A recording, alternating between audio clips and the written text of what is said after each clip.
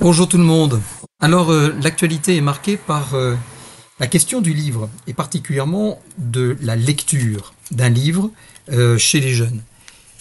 C'est vrai que ça devient un vrai problème, mais je ne voudrais pas que nous l'abordions, cette question qui touche l'actualité, avec désespérance. C'est bien, on a fait le constat, on voit que les jeunes, la lecture est pratiquement absente dans leur vie. Et c'est désolant.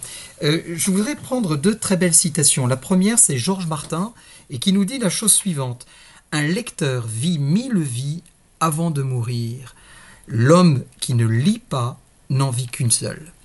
Et la grande question qu'il faut se poser, c'est est-ce que cette seule vie qu'il va vivre est-elle belle? Est-elle riche? Eh bien, elle peut être en tout cas bien démunie de l'expérience de la vie des autres, et par la lecture, par aussi cette connexion qui se produit lorsque je lis un texte, je lis un livre, et qu'il déclenche en moi l'imaginaire, il déclenche en moi une mise en condition, un rappel peut-être d'un contexte ou d'un lieu que je connais, une capacité d'enrichir ma culture et de mettre en place ma compréhension et ma réflexion sur les contextes des époques, la situation des gens.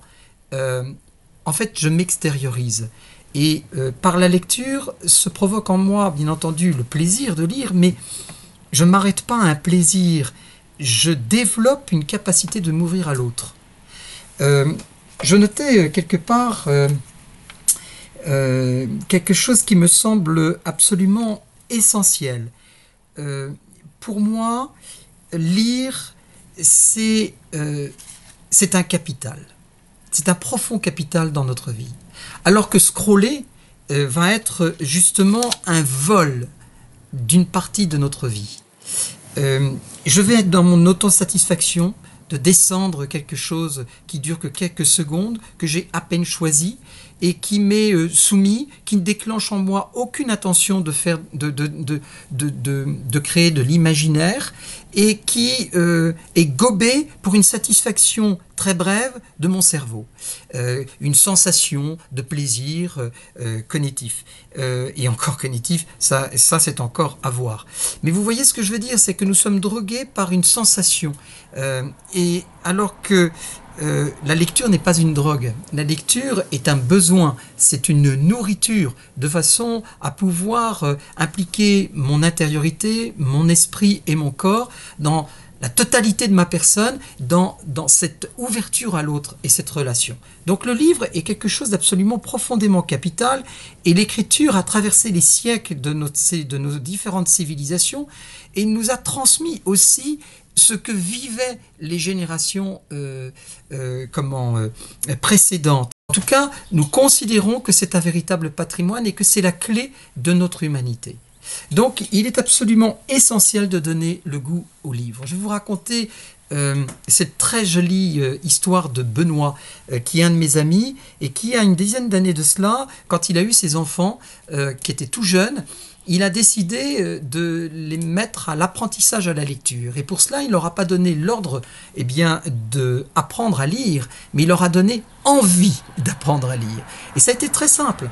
Il a ouvert un livre complètement adapté à leur âge, et il a lu le premier chapitre, puis le lendemain le deuxième, le surlendemain le troisième, et comme ça, ainsi de suite, jusqu'au 8e chapitre. Il y avait une douzaine de chapitres, et donc il y avait 4 chapitres qui manquaient. Et là, il a fermé le livre, il l'a posé sur le chevet des enfants, il leur a dit, ce livre, eh bien, il vous est confié, et si vous voulez connaître la suite, eh bien, il va falloir apprendre à lire. Et donc les enfants avaient tellement envie de connaître la fin de l'histoire qu'ils ont appris à lire. Et c'est quelque chose d'absolument fantastique, parce que 10 ans après, eh bien, ces enfants ont le bonheur de lire et prennent un temps fou dans la lecture et apprécient d'échanger. Alors, ne vous découragez pas, même si ce jeune qui est à côté de vous a 17 ans, ou même a 28 ans, ou même c'est un adulte mais qui n'a jamais su apprendre à lire et à aimer surtout lire, eh bien, donnez-lui l'opportunité de lire en commun un chapitre ou un article, et d'en discuter, de façon à ce qu'ils prennent conscience que par la lecture, je m'ouvre à l'autre. Vous savez, nous sommes dans une société où nos jeunes, aujourd'hui, ne se fixent même plus sur un film dans la totalité du film. Ils ont absolument besoin de décrocher. Ils ne peuvent pas tenir. Donc vous voyez, l'être humain est en détresse. Il n'a qu'un seul besoin, non pas d'une drogue, mais d'une nourriture. Et donc la lecture va reprendre sa place légitime dans un esprit, un cœur et un corps sain. Et tout ce qui est TikTok, la succession d'images qui n'ont aucun sens et qui ne sont pas choisies ouvertement, eh bien, mais soumis, eh bien ça c'est une drogue. Et cette drogue n'a plus sa place. Donc haut les cœurs, encourageons-nous et comme Daniel Panrac, comprenons que le temps de lire comme le temps d'aimer, eh bien, dilate le temps de vivre. Le temps de lire comme le temps d'aimer dilate le temps de vivre. Donc plus nous lisons, plus nous gagnons du temps, plus nous accroissons notre vie. Haut les cœurs,